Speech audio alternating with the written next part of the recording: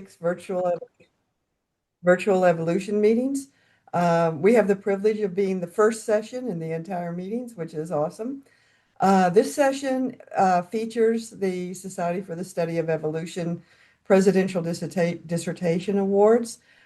These are awards that are selected by the past president, the current president, and the president-elect, the three presidents. Out of all the 44 this year papers that were submitted that were published in either Evolution or Evolution Letters as part of someone's dissertation. And I'm privileged to announce that we have two winners who are going to talk today sequentially. And the first one is Jan Laine, who is at the Norwegian University of Science and Technology. And his paper was published in the journal Evolution. And it's about ancient stickleback genomes revealing early strategies of parallel adaptation. So welcome, Jan, and I'll turn it over to you. Great. Thanks a lot for the really nice introduction. I'll just share my slides. So seems that I'm in the wrong end of them, but yeah, okay. So here we go. You can see my slides. Yes. Okay. Okay, great. Thanks. I can't see anyone anymore. So okay, so thanks. This is a great opportunity to be able to present my work, even though I can't make it to the actual in-person conference later in June. But I'm really grateful for this opportunity to present virtually.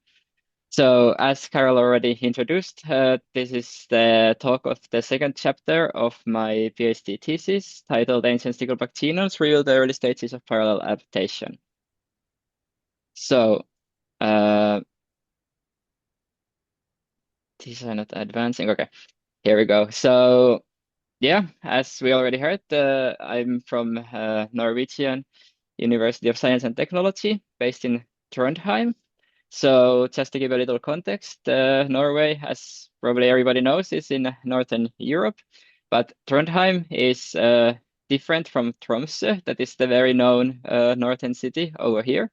But Trondheim is a different city based southern, towards southern tip of Norway. And I always explain where I'm located for people who don't know.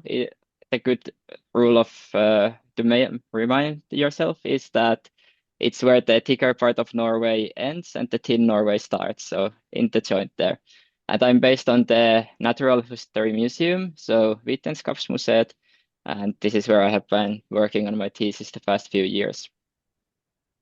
So I will also talk in larger scale about other work related to my thesis, and that is directly related to the chapter 2. So if you are at any point confused of this talk, what was the overarching theme? It is the temporal dynamics of the parallel adaptation of tree-spine stickleback. So how do we get from the marine tree-spine stickleback to the freshwater tree-spine stickleback? So to give a little background for the science, I'm sure we all know what is the role of adaptation by natural selection in the evolution. But it's always nice to see these diagrams. So we have, for example, the Darwinian finches, and we all know that the different ecological niches, different diets they use have led to different adaptations on the beak and feeding. And then on the larger scale, we can have same structure to evolve in different shapes.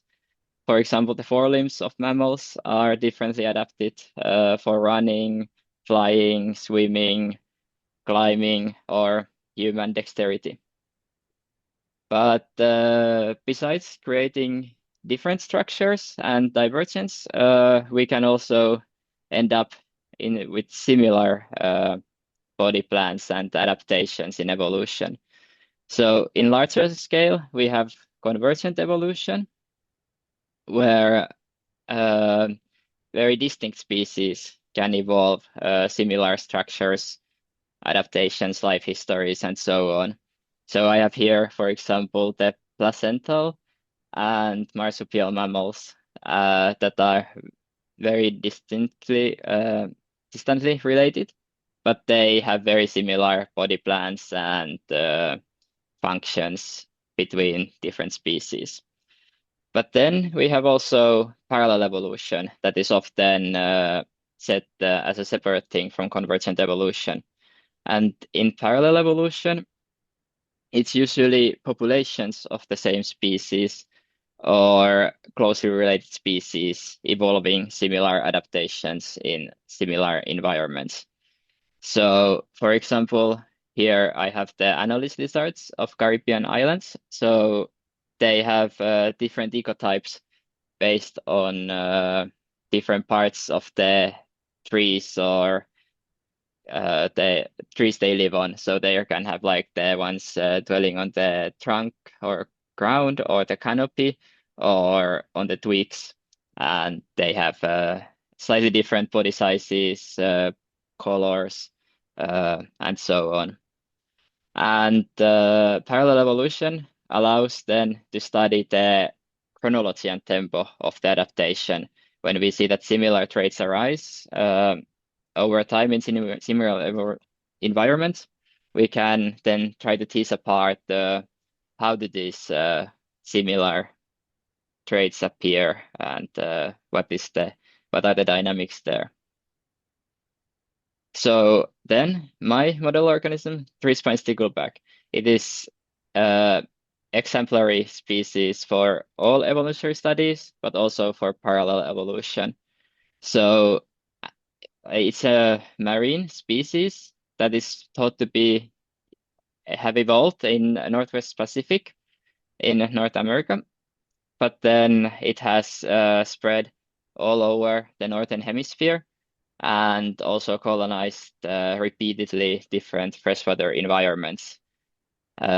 And this parallel evolution to these freshwater environments has created distinct ecomorphs. And there's also great diversity within these ecomorphs, especially in the freshwater, where the environments can vary from large lakes to rivers to streams to shallow lakes to deep lakes or even marsh pits. So there's different adaptation to different environments. But there are also certain consistency in this parallel phenotypic evolution.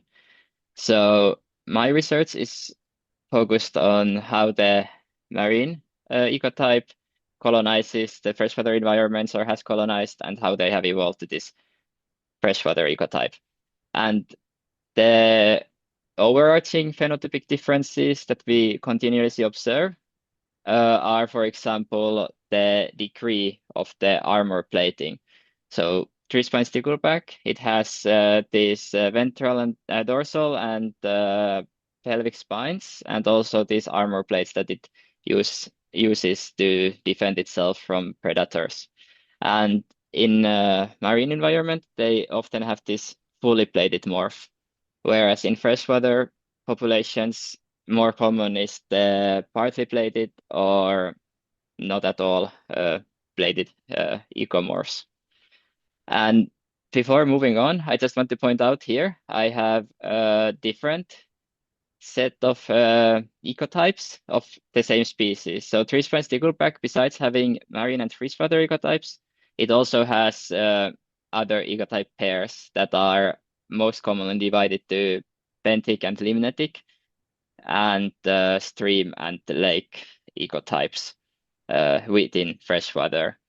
So this is from Paxton Lake in Canada, where there's two distinct ecotypes in that lake that don't really mix between themselves, and they are thought to arise from repeated colonization. So one ecotype is the benthic one that dwells in the bottom and feeds in the bottom, whereas the limnetic one feeds in the more pelagic zone. But yeah, just to point out that the three-spine stickleback is very varied, very complex species in a way that is very suitable for multiple different evolutionary studies. And then this marine and freshwater phenotypes are underpinned by genetic variation that is well understood. So, for example, this armor plating phenotype, there's an EDA locus in tree-spine stickleback that controls to great extent this phenotype. Up to 80% of the variation is based on the alleles they have on this locus. And the overall genotypic architecture underlying this tree-spine stickleback freshwater adaptation was first disentangled by Jones et al. 2012, where they sampled tree-spine sticklebacks from freshwater environments and adjacent marine environments across the global northern hemisphere range of this species. And they looked into genomic regions where the allele frequencies continuously differed between the marine and freshwater populations. And they identified a set of 242 loci that globally varied. And these loci, they were often located on inversion sites. And how it's now understood to work, this parallel freshwater adaptation on genetic level, is that these freshwater alleles, they are present in the marine population on very low frequencies, even though they are maybe slightly deleterious, they still exist on lower frequencies. And when colonizing population encounters novel freshwater environments, these alleles are then targeted by natural selection, and this strong selective sweep then raises these alleles to high frequencies. And there's this proposed transporter hypothesis that suggests that there's from certain freshwater environments like rivers or when the marine individuals rise to the river mouths to breed, for example, there can be some mixing, and these low levels of gene flow then replenish these freshwater alleles also in the marine populations. And okay, so now we know the parallel adaptation of tree-spine stickleback from marine to freshwater environments, and we know the genetic basis of that adaptation. And I'm going to now introduce in our study system and how we have used this parallel freshwater adaptation to understand the temporal dynamics of the adaptive process. So Norway, as many parts of the northern hemisphere during the last ice age, was compressed by this immense mass of the glacial ice sheet, and over the multimillennial timescale, it compressed it, and since it has only recently, in geological terms, been removed, the Earth's crust that got compressed is still slowly bouncing back to the relaxed state. And due to this rebound, the land is still slowly rising around Norway, across Norwegian coast. And this rebound is pushing some of the marine basins and bays above sea level. So this creates a process where these basins go through intermediate brackish water phase and transition to freshwater environments. And in this brackish water phase, for example, during high tides, marine saltwater can still ingress in the otherwise isolating environment. And this is from different chapter of my PhD thesis, but just to show what happens for the lakes after the initial isolation. So the rebound doesn't stop and the lake still continues to elevate after isolated from the fjord or any marine environment, and they often start as larger lakes. But then over multimillennial timescales, they slowly elevate and get smaller and smaller due to the sedimentation process, where the production of the biological production of the lakes gets sedimented, and all kind of other processes leaves them smaller and smaller when time passes. And here are just some examples that we have gathered from the real world. So here on the left side, this is a photo I took from a plane when we were approaching our fieldwork sites. So we can actually see here how these lakes are in real life. So we have them kind of this stepwise arrangement, where higher most lakes are older lakes, and they have been elevated further, and they have been longer time isolated from the marine fjord. And then we have some more recent lakes and the marine fjord here in the bottom. And top right, here we have example of this intermediate stage, where the isolating lake is still pretty much directly connected to the sea. So here it's fairly obvious that the salt water can still ingress in the lake, and there can be still some gene flow back and forth from the marine stickleback population to the freshwater stickleback population. And on the bottom right here, we have just more of these lakes. So often it's very closely located lakes, harboring different isolated stickleback populations that still can be widely different in age, even though very closely located. And here is just one more example, Digneset. So we'll get back to this lake later in the talk. But just to give another example, so this is very young lake, recently isolated. Sorry, there's some AI telling me that this is mountains. So yeah, so this is a recent lake, but it's clearly isolated. But since it's already very small and marshy, it's unlikely to survive many centuries to come, since the lake is already getting shallow and very peaty. And this is some lake that we know that has historically had a freshwater stickleback population. But when we tried to capture sticklebacks, contemporary sticklebacks from there, we didn't get any.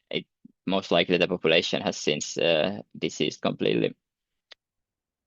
So, okay, when we collect our ancient samples, so what is ancient DNA? What can it tell us that the contemporary sticklebacks can't?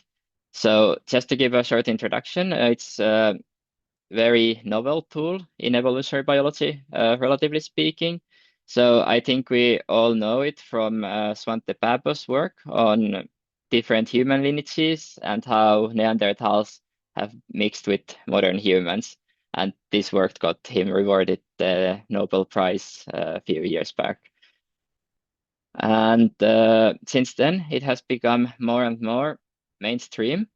And besides looking into singular mixing events, so interbreeding and admixture of past populations or closely related species, it's often also used for reconstruction of these kind of paleo environments, what the past environment has looked like, what species, communities have been there.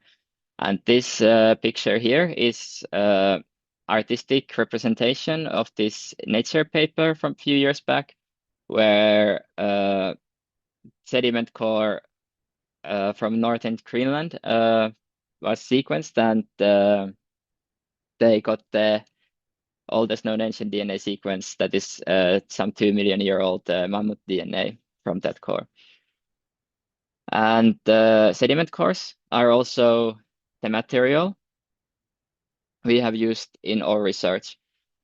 So we have collected these from these post-glacial isolation lakes across Norwegian coast. And here we can see these different layers already on the raw sediments. So we have kind of the clearer marine silty layers here, and then very nice transition to the brackish weather phase, and then a progression in the more solid kind of brownish freshwater sediments known as kythia. Uh, and here we have similar sedimentary core. So we have the marine silt in the bottom here, the brackish weather transition here, and then again transition to more freshwater layers. And we have used different methods on getting these cores. So we have mostly worked on spring times when it's already kind of warm and nicer working condition, but we still have solid ice on top of the freshwater lakes. And to get the cores, we have used this peat corer called Russian peat corer, which is this half cylinder that we push in the lake sediments, and then we just add rods on top of it until we get all the way to the transition layers that we are interested in. And once we are there, we can attach a handle top here and turn the whole assembly, and then it turns around this metallic fin that scoops in this half cylindrical sediment core that we saw in the previous photos. But when the lake is very deep, we use a different method called percussion core, which is essentially just hammering a solid pipe in the sediment cores and attaching this kind of capture system that allows the sediments to slide in, but not allowing them to slide out. So they would get trapped in there. And then we have been once we hammer this long tube in the sediments, it's very heavy to get out. So we have built these pulley systems on the sea ice, not sorry, lake ice, to get the cores out of the sediments. And yeah, here are just a few more nice fieldwork photos that are always nice to see. So it has taken some work to get around these lakes, and there's some Norwegian reindeer that came to observe us one day on the fieldwork. But so, uh, traditionally, the evolutionary adaptation and the temporal dynamics, they are studied with the coalescent approaches, where we have the genealogies of the successful lineages represented in the present day genetic composition. So the different lineages all lead to the shared last common ancestor. But the ancient DNA, it allows us to directly access the ancient gene pool that is not necessarily represented anymore in the contemporary gene pool.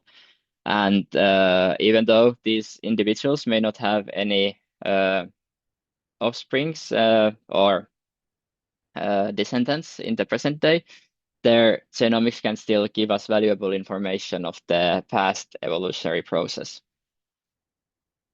So then the question comes that can these paleogenomes that are collected from this spanning this environmental transition, can we use them to disentangle the early stages of the freshwater adaptation and the temporal dynamics in general?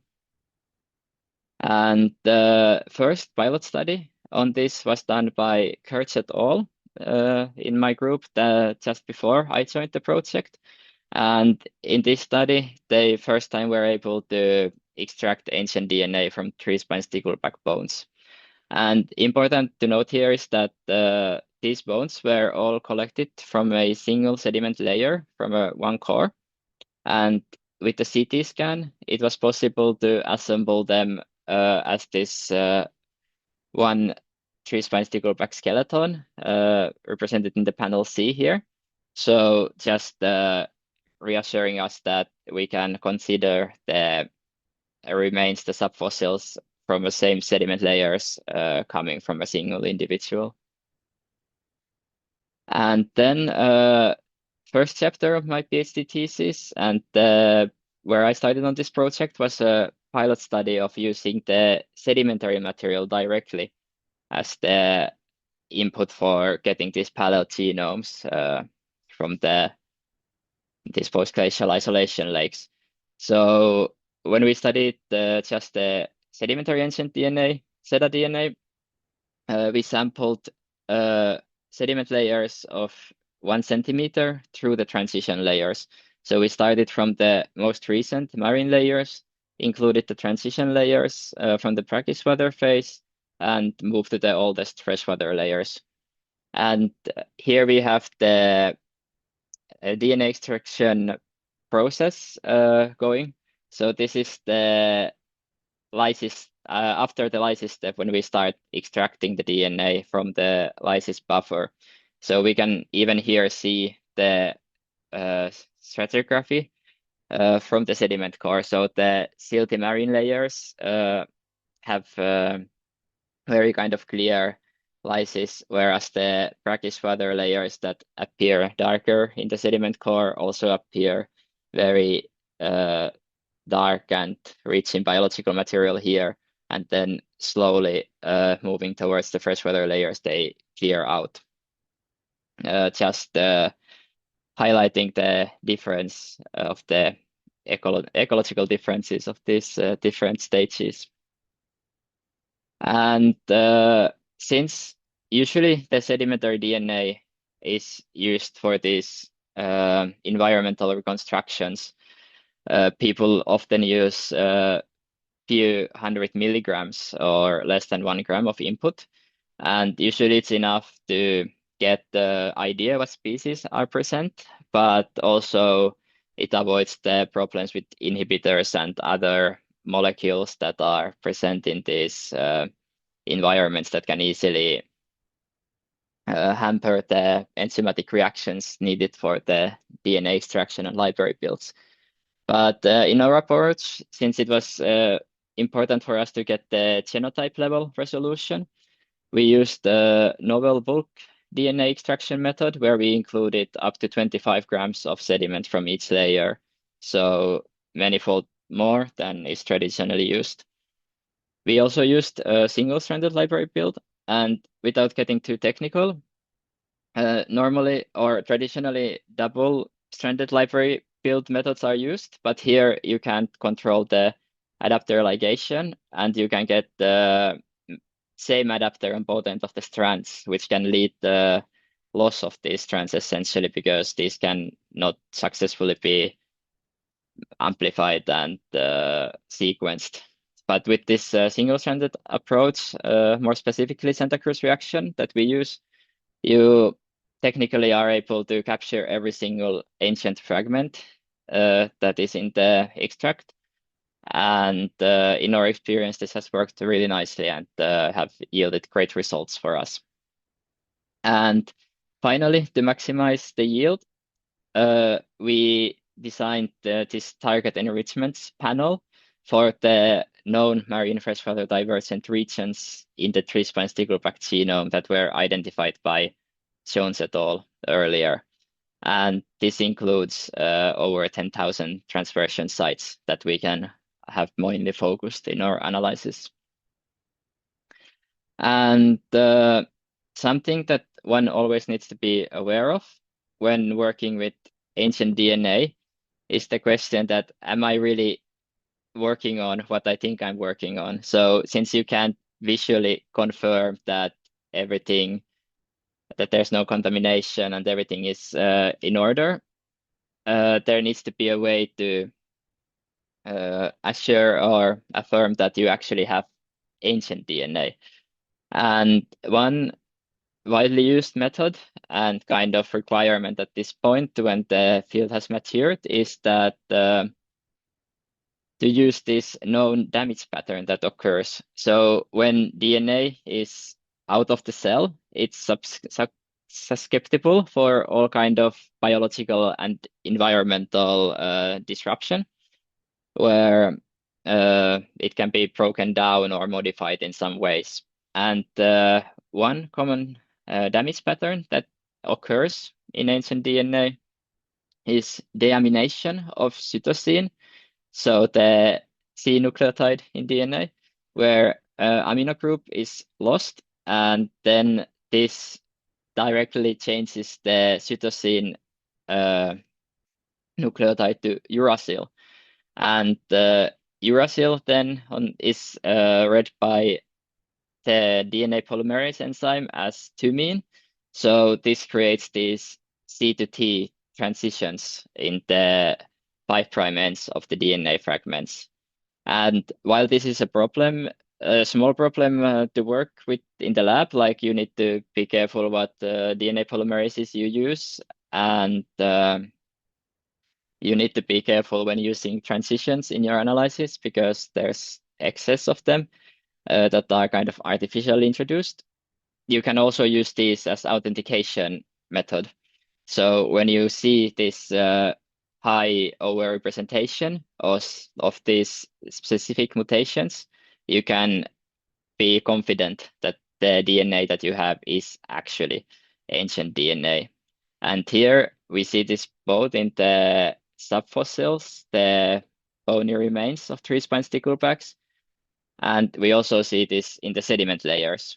So when working with sediments, it's even more important to be sure that you are working with ancient DNA because it's still possible, for example, that the stickleback reeds could be modern DNA that is just leaching through the sediment layers.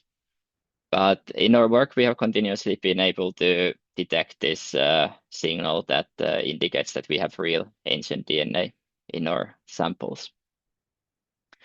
And once we have the ancient sedimentary DNA extracted, we have also in big part relied on the geological assessment of the lake stages. But we have also used a metagenomic approach to confirm this. So here, for example, we have 6 different species that we detected in all layers. And just to give an example, the first one is fucus seaweed, that is intertidal species, and we indeed see it on the marine layers and then in the brackish water layers, but then later it disappears in the freshwater layers here.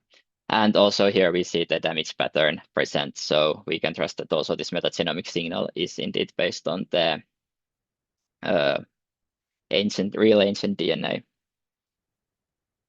And once we got the palette genomes that are extracted directly from the sediment layers, we were indeed able to get the genotype resolution we were targeting for. And just simply observing the raw genotypes, we could compare them already at this way to the contemporary marine and contemporary freshwater sticklebacks. And we can see, as expected, that the brackish sediment layer is somewhere in between of these two when it comes to what alleles are present. So a marine allele is the most common one in the marine population, and then the other allele is the freshwater allele. And here we can already see, as discussed earlier, that these freshwater alleles are often accumulated on certain regions, often regions of lower combination, such as inversions. And here we have also pointed out some major effect loci that are related to this marine freshwater divergence between the ecotypes, such as the Ida locus. So we can see already freshwater adaptation in the brackish water paleogenome here. And this was based on 400 transversions. So here we excluded the transitions, as said, the natural decay process of the DNA often introduces transition mutations. So focusing on transversions, we can be ever so slightly more confident in our results. But then we wanted to move past just by observing the raw genotypes and kind of ask what degree of freshwater adaptation can we see in our samples. So to get there, we used a Bayesian approach to calculate a likelihood for the alleles that we observe to be either marine or freshwater, and likelihood ranging from 0 to 1. And just to give you the idea, get the likelihood of 1 being of freshwater ancestry, the contemporary stickleback populations need to be fixated in opposite alleles. So one allele needs to be fixed in the marine population, and the other one needs to be fixed in the freshwater population. And if the paleogenome then carries the one that is fixed in the freshwater population, it gets the likelihood of 1. And here we have then arranged all these sites in the one of the brackish water paleogenomes first based on the likelihood. So we get the overall idea that what is the degree, what portion of the divergent regions show what the level of likelihood of being freshwater. And then we have sorted them based on just the physical chromosomal position. And here again, we can see that they are often they are not randomly distributed, but rather accumulated on certain regions. And these are often the regions of low recombination. And what is interesting is that we see the likelihood of 1 of freshwater ancestry on this large effect loci, where we expect the selection to be the strongest. And again, this include the Ida locus that is related to the armor plating phenotype. And that was our sedimentary DNA research, but now moving to the main topic of this talk is the chapter 2, where we used similar approach as Kurtz et al. Before with the single set of ancient stickleback bones, but here we widely expanded this data set, and these were collected across the Norwegian coast from different sites. And I have some example photos here. So unfortunately, we don't have CT scan from all of this, but we still expect these bones all come from a single individual. And here, not all bones are three-spine stickleback bones, though. So for example, here, major part of these bones are actually from scalpin, that is a known predator of three-spine stickleback. But among these bones, we also find three-spine stickleback spines, which poses an interesting question that maybe this is scalpin that had just recently digested the three-spine stickleback and then diseased. And because of this, we find these subfossils together. And here is just some stratigraphy illustrations. So we usually find these subfossils from the transition layers. That is often a very short period of the evolution of the lake.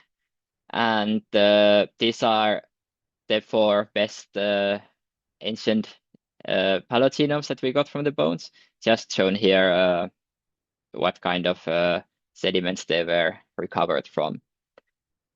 And besides having a larger set of stickleback bones, we also expanded the modern data set that we used as a comparison point for these paleogenomes. And to get this, we sourced hundreds of stickleback genomes from publicly available datasets, but we also added a lot of Norwegian samples that we had collected from these post-glacial isolation lakes and from the adjacent fjords in Norway. And here is me and recent postdoc, Jana Nickel, sampling contemporary Jossavannet freshwater three-spine sticklebacks from a few summers ago.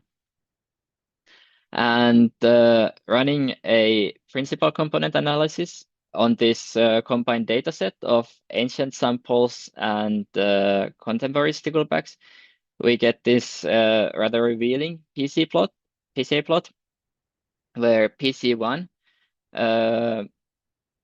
segregates the marine and freshwater sticklebacks, and PC2 segregates the Norwegian and Pacific freshwater three-spine sticklebacks.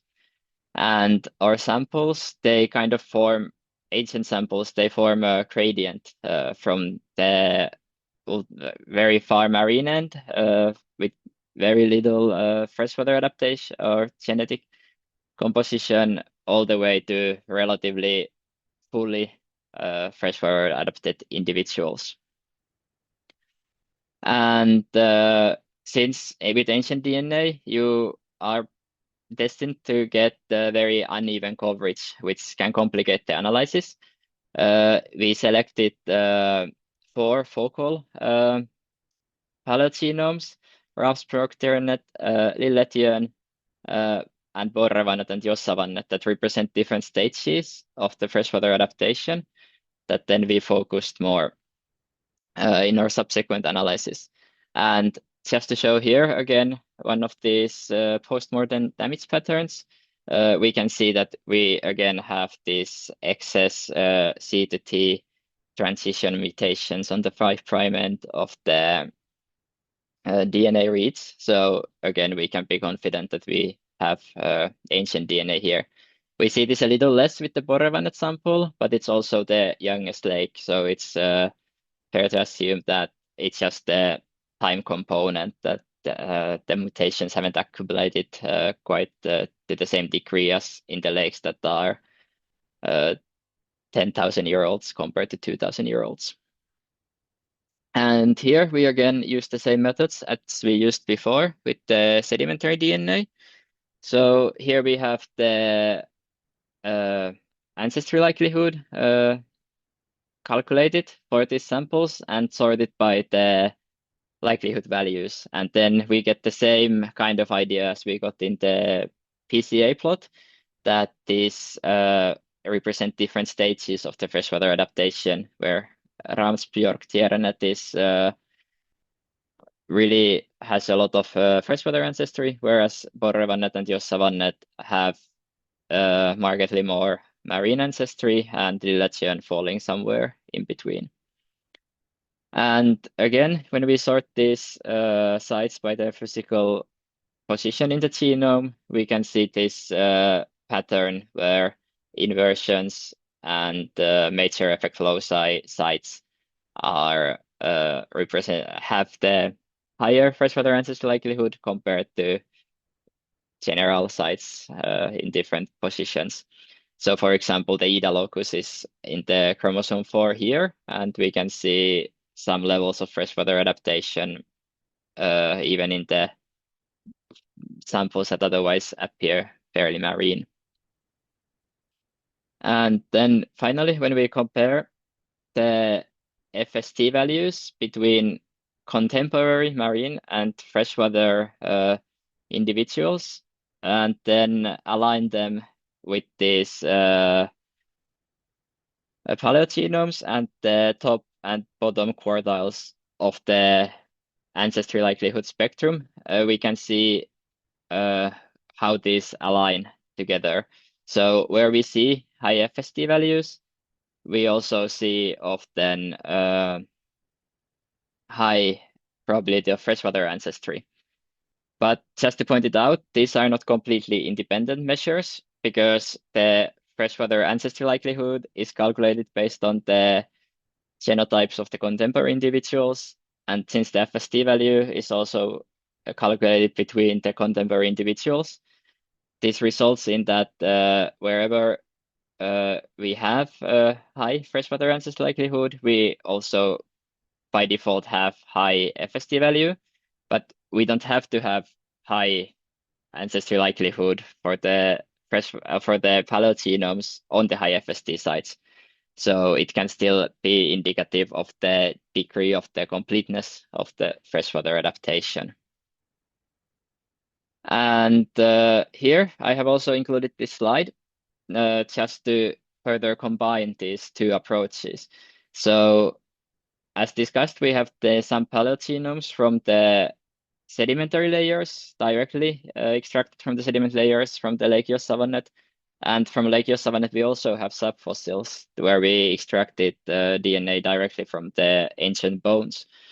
And what is notable here is that the sedimentary layers capture, or they have higher degree of freshwater adaptation than the subfossils have, even though they both span the transition phase of the lake. So this just goes to show that the subfossils represent single individual, whereas the sedimentary approach is more likely to capture the population mean genotypes.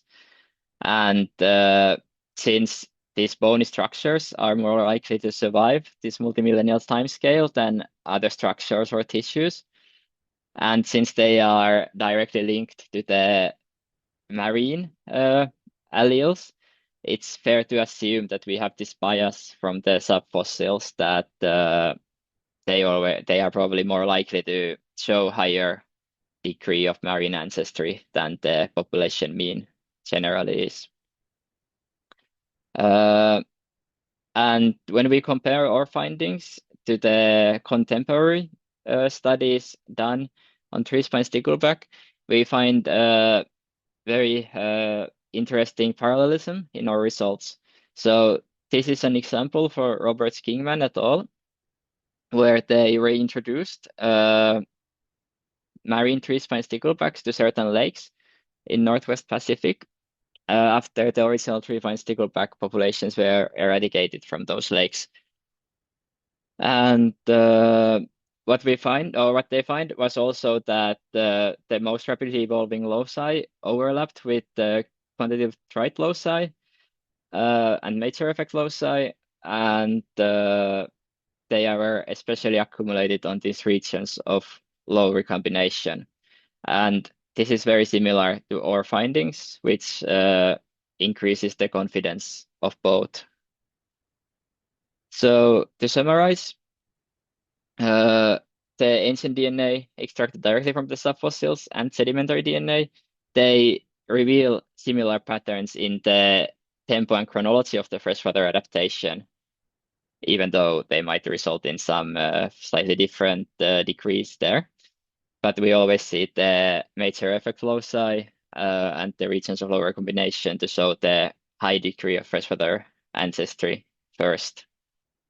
And yeah, sedimentary DNA is more likely to capture the larger portion of the freshwater variation than the subfossils, and this is more likely to this is likely to be the result of this bias that the structures that survive the present day are mostly linked to the marine ecotype. And I will just skip this part because this is a bit past the scope of my thesis and I'm running out of time. But finally, I would just like to thank all of our collaborators and funding and you for your attention. Thanks a lot. And thank you very, very much for a wonderful talk. Um, At this point, we'll open it up to questions. You can either raise your hand, or you can put a question in the chat, or you can put a question in the Q&A.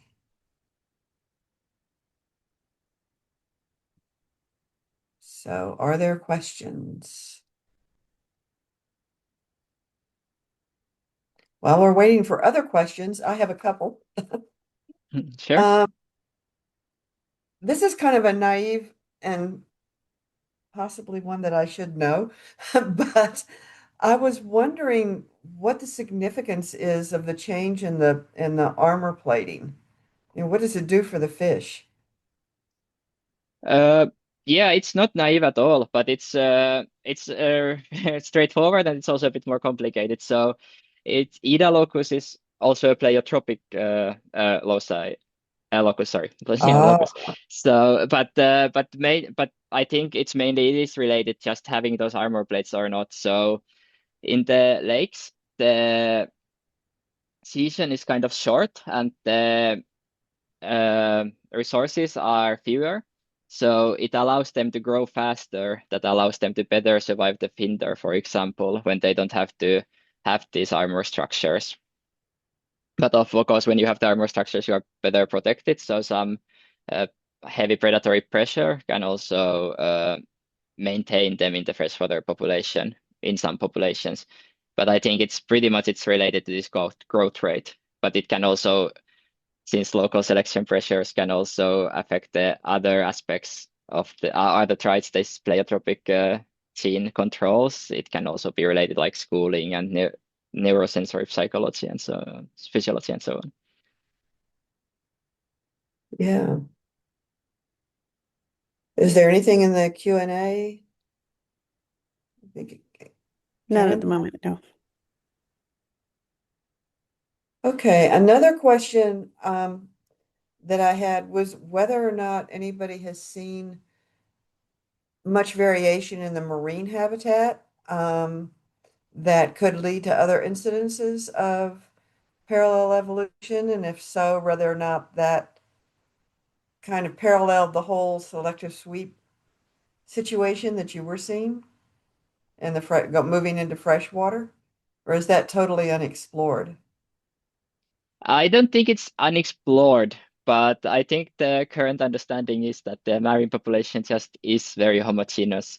I think it's like this one massive continuous population. And for example, it's not presented here, but my chapter 3 is just focused on the contemporary populations, and we have sequenced hundreds of marine and hundreds of freshwater sticklebacks.